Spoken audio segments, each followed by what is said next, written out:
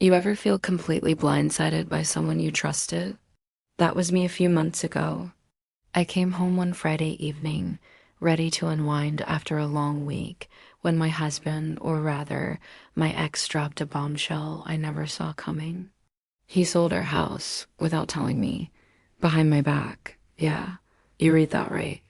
Sold it completely while I was at work, managing everything, paying my share of the bills, keeping the home together. He had quietly gone behind me and transferred ownership to someone else, or at least he thought he had. At first, I couldn't even process it. I just stared at him, frozen, a mix of shock, disbelief, and anger boiling inside me. My entire life, the memories, the milestones, the late nights decorating, the weekends spent fixing things, suddenly reduced to a signed document I didn't even see. My friends told me to calm down. It's just a house, they said. You can start over. But they didn't get it. It wasn't just a house, it was our life. That night, I sat in my car outside the house, my house, or at least it had been trying to figure out what to do. I went over the paperwork in my head, thinking about how he managed it without me knowing.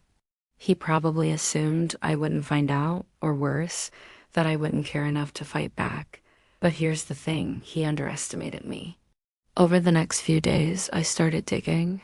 I contacted a lawyer, checked public records, and spent hours poring over every detail of the sale. And then I found it. A loophole.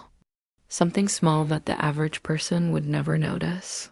The house wasn't fully transferred. The deed had a technical error, a missing signature from a key party. In other words, the house was still mine. That realization hit me like a lightning bolt.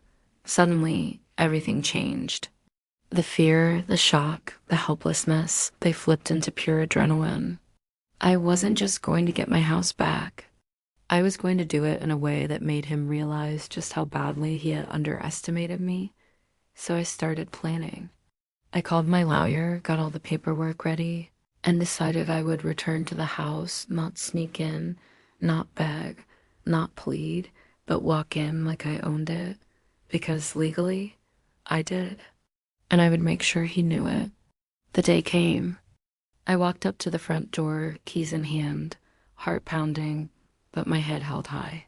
He was inside, probably expecting me to just roll over, to cry, to plead. He didn't even see me at first, and when he did, his face went pale, his smirk vanished. Suddenly, the guy who thought he had won looked like a deer caught in headlights. I handed him the paperwork signed, verified, undeniable. "Guess who got it back?" I said, a calm smile on my face. The silence was deafening. He opened his mouth, closed it, opened it again. I let him stew in that moment while I walked through the rooms I had made a home, the rooms he tried to take from me. And let me tell you, the satisfaction was unreal. Not just because I got the house back, but because I proved to myself no one could push me out of my life, my home, or my power without consequences. That house represented more than bricks and walls. It represented resilience, intelligence, and refusing to be underestimated. From that day forward, things changed. He didn't just lose the house back to me. He lost control.